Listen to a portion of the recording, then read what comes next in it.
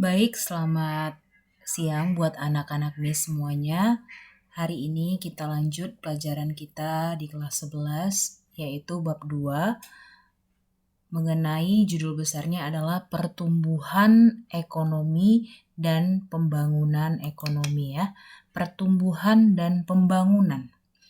Jadi di bab ini nanti akan diceritakan dua hal ini. Secara garis besar, pertumbuhan ekonomi dan pembangunan ekonomi ini berkaitan erat, seperti sama tetapi tidak serupa. Miss kasih gambaran, ada gambar dua kondisi ya, dua kondisi negara. Ada negara di atas Singapura dan di bawah ini negara yang masih negara berkembang, antara perbandingan negara maju dan negara berkembang gitu ya. Jadi kira-kira ini yang mau kita bahas di bab 2. Untuk melihat bagaimana suatu perkembangan suatu negara, pasti ada tolak ukurnya. Nah, tolak ukurnya itu salah satunya adalah melihat pertumbuhan dan pembangunan ekonominya. Terjadikah pertumbuhan atau pembangunan? Nah, jadi sekarang masalahnya pertumbuhan itu apa, Miss? Pembangunan itu apa? Ya, pembangunan nanti kita bahas lebih jelasnya lagi setelah kita kupas tuntas pertumbuhan. Tetapi di awal ini coba Miss jelaskan dulu sedikit ya. Kalau pertumbuhan ekonomi itu adalah proses perubahan kondisi perekonomian suatu negara menuju keadaan yang lebih baik. Bagaimana dikatakan suatu negara mengalami pertumbuhan? Maka indikatornya lagi-lagi adalah GNP, Gross National Product atau GDP-nya. Sama dengan pendapatan nasional itu ya. Jadi kalau pendapatan nasionalnya meningkat, maka indikasinya adalah terjadi pertumbuhan ekonomi di suatu negara. Tapi balik lagi, jadi kalau pembangunan ekonomi itu apa, Miss? Sama ya, terjadi kenaikan GNP, tetapi berbeda dengan si pertumbuhan ekonomi. Di pertumbuhan ekonomi nanti, keadaannya terjadi kenaikan PDB, tapi tidak dilihat apakah PDB itu kenaikannya lebih besar atau lebih kecil dari tingkat pertumbuhan penduduk. Pokoknya kalau misalnya tahun ini pendapatan nasional Indonesia adalah 17 triliun, tahun depan menjadi 18 triliun, sudah dapat dipastikan Indonesia mengalami pertumbuhan ekonomi. Tetapi belum tentu di pembangunan ekonomi.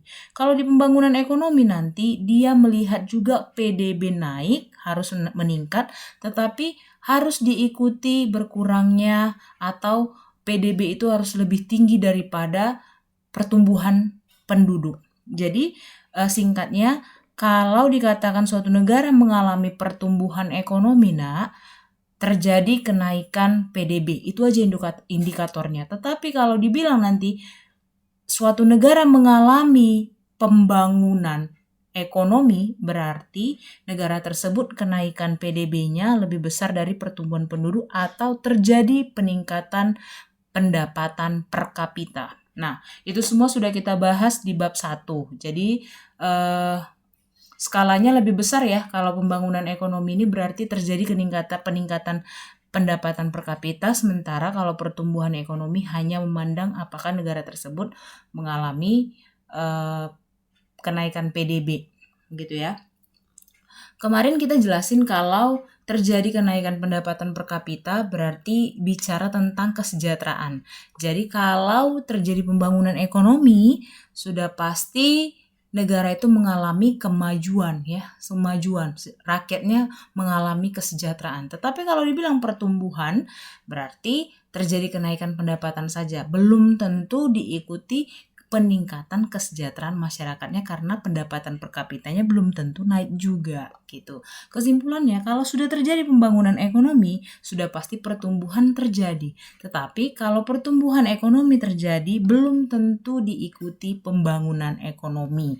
Itu kira-kira yang mau kita bahas. Jadi nanti pada akhirnya kamu bisa menyimpulkan apakah negara kita sudah mengalami kedua-duanya. Jadi pada pertemuan kali ini kita khusus dulu benar-benar mengetahui apa itu pertumbuhan ekonomi ya.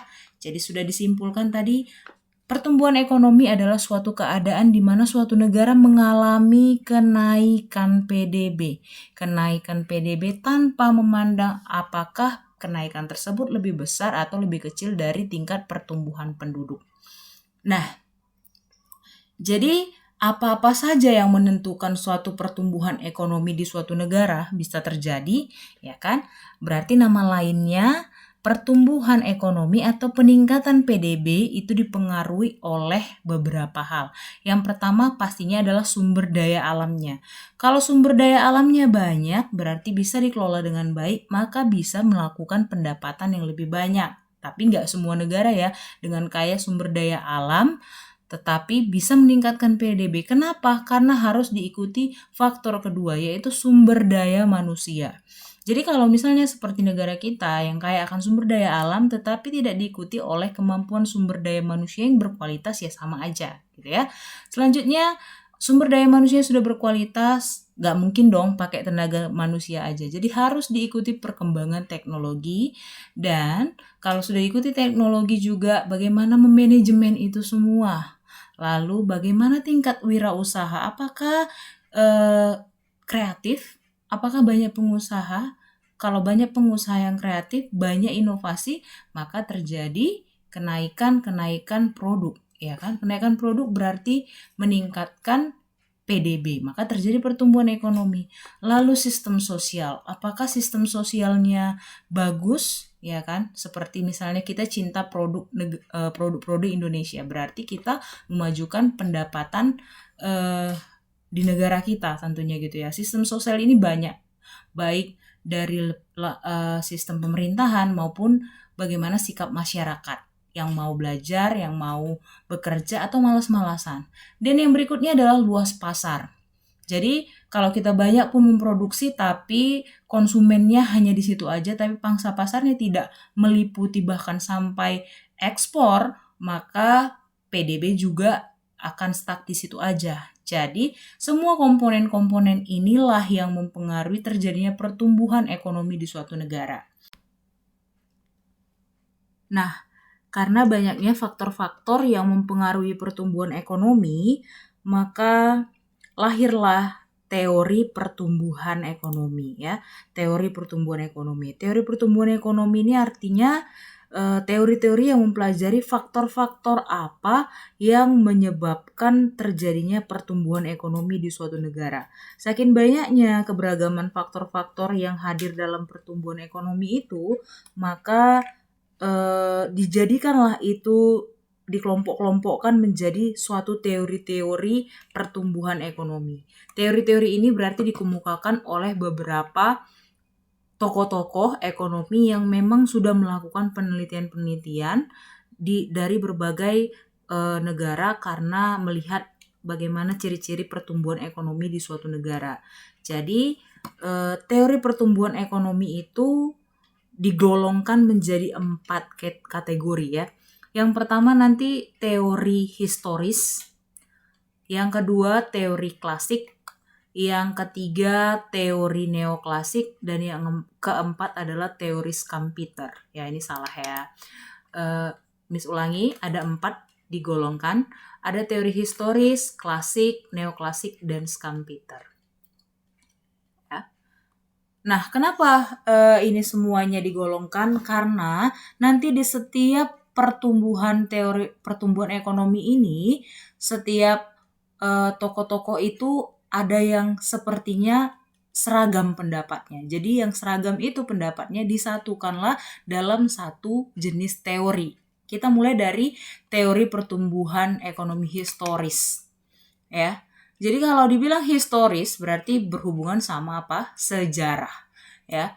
Teori pertumbuhan ekonomi historis ini nanti semua tokoh-tokohnya mengatakan bahwa pertumbuhan ekonomi itu bisa terjadi berdasarkan pengalaman empiris di suatu negara atau perjalanan sejarahnya. Ada 5 tokoh yang mengemukakan faktor-faktor yang mempengaruhi pertumbuhan ekonomi di aliran historis ini. Yang pertama adalah Friedrich List, kedua Bruno Hildebrand, ketiga Karl Bacher, keempat Werner Sombart, dan yang kelima adalah W.W. Rostow. Kita mulai dari yang Friedrich List ya.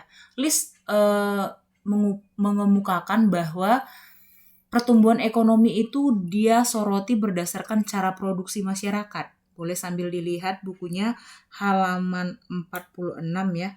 Jadi dia mengatakan menyoroti bahwa negara-negara yang mengalami pertumbuhan ekonomi itu dulunya cara produksinya itu dia bertahap-tahap.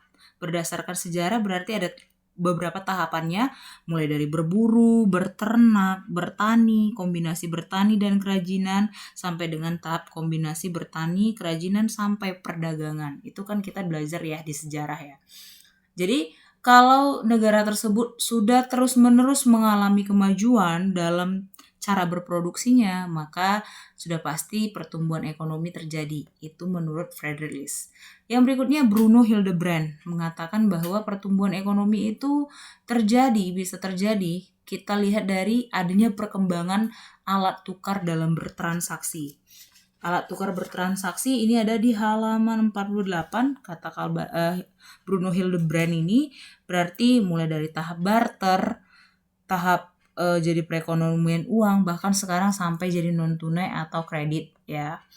Lalu Karl Bacher mengatakan bahwa pertumbuhan ekonomi itu dia dasarkan dari jarak antara produsen dan konsumen dalam pemenuhan pemuas kebutuhan, ya kan? Jadi Karl Bacher ini bilang dari perekonomian dari rumah tangga naik ke kota sampai dengan perekonomian nasional. Lalu Werner Sombart berdasarkan organisasi dan ideologi masyarakat itu dia membagikannya berarti ada beberapa susunan organisasi dan ideologi masyarakat mulai dari masa perekonomian tertutup, perekonomian kerajinan dan pertukaran, dan perekonomian kapitalis. Dan yang terakhir adalah W.W. Rostow. Di W.W. Rostow, dia mengatakan pertumbuhan ekonomi itu dilihat dari sejarahnya negara. Beberapa negara berarti dia membagi menjadi tahap pertumbuhan itu ada 5 tahapan ya. Yang pertama nanti adalah tahapan perekonomian tradisional, transisi lepas landas menuju kedewasaan sampai dengan nanti menuju ke tahap tingkat konsumsi tingkat tinggi. Ya. Jadi di aliran historis ini semua tokoh-tokoh ini sependapat walaupun berbeda cara pola pikirnya ya. Sama-sama tapi berdasarkan historis atau perjalanan perekonomian sejarah di lapisan negara. Itu kira-kira untuk teori pertumbuhan ekonomi historis. Lebih jelasnya bagaimana tahap-tahapnya tadi boleh dilihat di buku. Kita lanjut ke teori yang kedua yaitu teori pertumbuhan ekonomi klasik. Nah, teori pertumbuhan ekonomi klasik ini katanya nanti ada 2 tokohnya. Ada Adam Smith dan David Ricardo. Dan dari yang dikemukakan oleh Adam Smith dan David Ricardo, mereka mempercayai bahwa pertumbuhan ekonomi itu dipengaruhi oleh output atau produk domestik bruto negara tersebut atau pendapatan nasionalnya dan dipengaruhi pertumbuhan penduduknya. Kita buktikan. Si Adam Smith mengatakan tadi bahwa pertumbuhan ekonomi itu dipengaruhi oleh 3 faktor. SDA-nya, sumber daya manusianya, dan sumber modal. Sementara David Ricardo, sumber daya alam, sumber daya manusia, sumber daya modal, kemajuan iptek, dan peranan sektor pertanian. Nah, ini semua berarti akan memajukan adanya PDB dan diikuti pula dengan pertumbuhan penduduk. Itu ya kalau aliran klasik. Selanjutnya yang ketiga adalah pertumbuhan ekonomi neoklasik. Nah, neoklasik ada 2 juga tokohnya yaitu Harold Domar dan Sol Swan. Di mana kalau pertumbuhan neoklasik ini nanti katanya pertumbuhan ekonomi itu dipengaruhi olehnya peran pengusaha. Kalau Harold Domar mengatakan pertumbuhan ekonomi itu bisa terjadi jika investasi meningkat. Investasi itu datang dari siapa? Ya dari pengusaha, ya kan? Kalau semakin banyak pengusaha, maka semakin banyak investasi. Kalau semakin banyak investasi, maka terjadi peningkatan barang modal. Kalau peningkatan barang modal terjadi, maka terjadi kenaikan pendapatan nasional. Sementara Sol Swan mengatakan bahwa pertumbuhan ekonomi itu dipengaruhi oleh faktor produksi. Faktor-faktor produksi itu terdiri dari penduduk, tenaga kerja, dan akumulasi modal oleh pengusaha. Lagi-lagi berarti si Harold Domar dan Solomon ini setuju ya. Berarti pertumbuhan ekonomi itu dipengaruhi oleh peranan pengusaha gitu. Bukan cuma pengusaha sih, ada faktor-faktor lain, cuman karena mereka sependapat ada kata kunci pengusaha itu, maka digabungkanlah dua teori mereka menjadi teori pertumbuhan ekonomi neoklasik.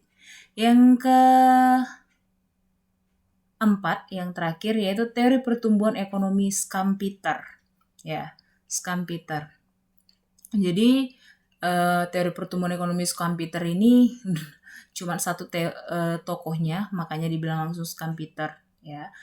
Jadi menurut Schumpeter, peranan pengusaha atau wirausahaan itu sangat penting dalam mempengaruhi pertumbuhan ekonomi. Loh, tadi kan wirausahawan itu di neoklasik, Miss. Iya. Di Schumpeter juga mengatakan bahwa pertumbuhan ekonomi itu bisa terjadi kalau peran wirausahawan itu sangat besar. Tapi ditambah lagi, dia Schumpeter ini berbeda sama si aliran neoklasik tadi. Bukan hanya si wirausahaan aja. Kalau pengusaha itu harus melakukan inovasi. Kalau inovasi terjadi, maka ada hal-hal yang baru yang akan meningkatkan keuntungan. Kalau keuntungan tersebut terjadi, maka para pengusaha akan tetap bergiat melakukan pinjaman modal untuk memperluas usahanya gitu kan. Jadi kalau udah diperluas usaha berarti banyak terjadi produksi, maka bisa dipastikan pendapatan nasional akan terjadi. Kalau pendapatan nasional terjadi, berarti pertumbuhan ekonomi terjadi. Nah, kira-kira itu tadi teori-teori pertumbuhan ekonomi, tadi ada 4, dan mereka digolongkan semuanya tokoh-tokoh tersebut berdasarkan apa pendapatnya. Jadi kalau sependapat, berdasarkan itulah dibagi tadi golongannya. Gitu ya. Kenapa ada lahir-lahir teori-teori pertumbuhan ekonomi ini? Karena banyak faktor yang mempengaruhi teori pertumbuhan ekonomi, maka dia disatukan menjadi beberapa teori. Itu kira-kira. Selanjutnya yang terakhir di pembahasan kita hari ini adalah jadi gimana kita mengukur bahwa suatu negara itu mengalami pertumbuhan ekonomi. Berarti ada cara menghitungnya ya. Cara menghitungnya berarti ada rumusnya, yaitu menggunakan rumus PDBT dikurang PDBT min 1 per PDBT min 1 dikali 100%. Di mana apa arti PDBT dan PDBT min 1 ini, Miss?